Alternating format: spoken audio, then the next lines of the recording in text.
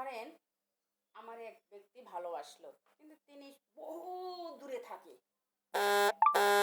বহু দূরে। তিনি আমার সাথে দেখা করতে পারতেছে না, কথা বলতে পারছে না, শুধু কালো খালি একটু মোবাইলে দেখতেছে আর মোবাইলে কথা হইতেছে। তেনে এত দূর যে জিনিসটা আমার যে তার সাথে মিল করলো, কথা বললাম, ভালোবাসার অফার দিতেছি, ভালোবাসবো, বিয়ে করব, সাথে করব, সব কিছু, এটা কোত্থেকে আসতেছে বলতে পারেন? এটা যদি আল্লাহ যদি জোড়া না লাগাইতো, তিনির সাথে কিন্তু আমার সম্পর্ক হতো না, ভালোবাসার কথাও হতো না, আর তার মোবাইলও দেখতে পারতাম না। কারণ সে কিন্তু বহু দূরে থাকে।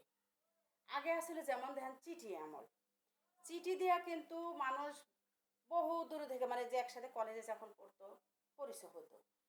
কোনো মূর্খ মানুষ প্রেম করতে পারতো না। যারা স্কুলে পড়তো, কলেজে পড়তো, ধরেন সিরাজগঞ্জের থেকে পাবনা আসছে, পাবনার থেকে রাজশাহী যেতেছে, রাজশাহী থেকে অন্য দৃষ্টি যাইতেছে, এইভাবে তাগারে একসাথে পরিচয় হয়েছে। তখন চিঠির যুগ আছে, চিঠি দিয়ে প্রেম হতো। আর এখন যুগ হয়েছে মোবাইল দিয়া। মোবাইলে আপনি দেখতেছি, পছন্দ হতেছে, আপনি কি করলেন যে আপনি, তোমাকে আমার খুব ভালো লাগে, কিন্তু এক জায়গায় ফারাক, কেমন যে সে অনেক দূর, সে জন্য তার সাথে আমার মিলন হতেছে না। তো এখন আমি যদি আল্লাহ থেকে কিন্তু আবার আসতেছে, আল্লাহ যদি চায় যে তার সাথে জোড়া দিবে, সে বহু দূর যত দূরে থাকুক, তার সাথে জোড়া আল্লাহ মিলন করে দিবেই। কারণ সে যাক যেভাবেই হোক সে চলে আসবে। ভালোবাসার টান এতই বড়। যেমন ধরেন বাপ মা জন্ম দেয়, বাপ মা যত বহু দূরে থাকুক, আমি সন্তান, আমার কর্তব্য, আমি চলে যাব সেই জায়গায়। আমার বাপ মায়ের আমার যত বিপদ হোক, আমার তাকে উদ্ধার করবো আমি, এটাই নিয়ম। তেমন সঙ্গী মানে ভালোবাসাও কিন্তু এরকম হয়। যত দূরে থাকুক সে কিন্তু ভালোবাসা টানে চলে আসে, যে সঠিক ভালোবাসে। আর যে সঠিক ভালোবাসে না, সে কখনো বলবে না যে আমি বহু দূরে যাব, তার সাথে আমার জোড়া হবে, এটা ভাবে না। আর যারা দেখবেন কঠিন ভালোবাসে, মানে যারা আত্মা দিয়ে ভালোবাসবে, আল্লাহ তার আত্মা দিয়ে ভালোবাসতে দিছে, অবশ্যই তার সাথে অবশ্যই জোড়া লাগাইব, আল্লাহই লাগাইব, তার লাগান লাগবো না। আল্লাহ স্বয়ং পাঠায় দেবো যে যা, তাড়াতাড়ি যা, ভালোবাসার সাথে সংসার কর।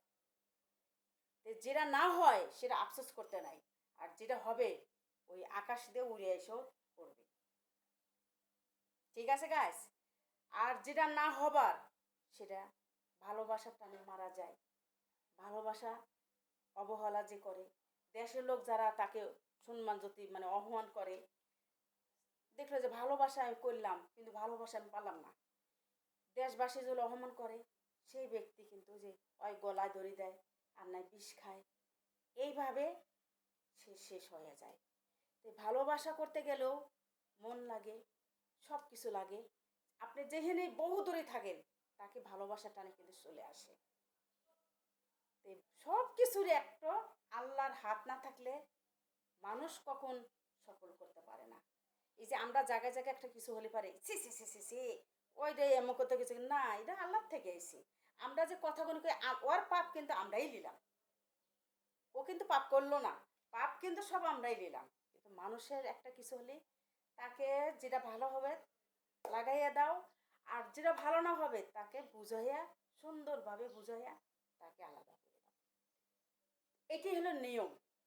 কিন্তু তাকে লিয়া তোমরা এমন কিছু কথা বলো যে তার জীবনটা হারা যেত, এমন কথা বলো না। ঠিক আছে গাইস? তে কথা যদি ভুল হয়ে থাকে ক্ষমার দৃষ্টি দেখবেন, আমি জানি যে সত্য কথা। তে আল্লাহ হাফেজ।